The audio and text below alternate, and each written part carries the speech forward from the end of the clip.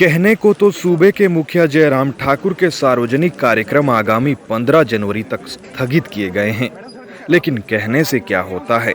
वो तो सूबे के मुखिया है ना, और ये पहली बार भी नहीं हो रहा है। जब से कोरोना आया है तब से कोरोना के कायदे नियम कानून सिर्फ आम लोगों के लिए साबित हो रहे हैं। बीते दिन आईजीएमसी में नई ओपीडी ब्लॉक का उद्घाटन जयराम ठाकुर करते नजर आए।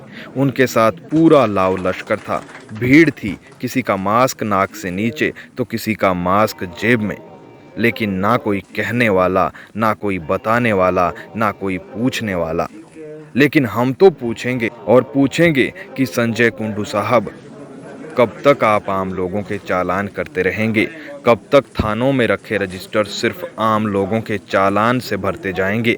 जयराम ठाकुर जी, बीते दिन हिमाचल में 1500 से ज़्यादा मामले सामने आए। पिछले 24 घंटे में एक कोरोना पीड़ित की मौत भी हो गई।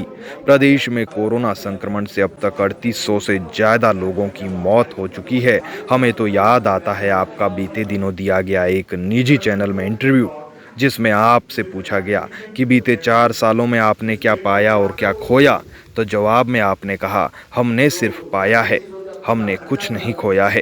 लेकिन जरा पूछो उन 3877 लोगों के परिवारों से कि उन्होंने इन 2 सालों में क्या खोया है, और पूछिए उन नौजवानों से जो वर्षों से तैयारी करने बैठे हैं, लेकिन शायद ही कोई भर्ती बिना कोर्ट के हथौड़े से पूरी हो पा रही हो।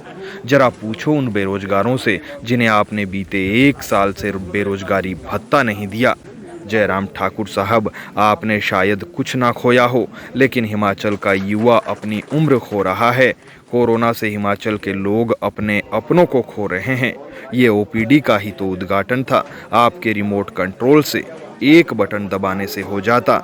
एक बार फिर आपसे दरख्वास्त है, कृपया करके अपने कार्यक्रमों को वर्चुअली कर दीजिए।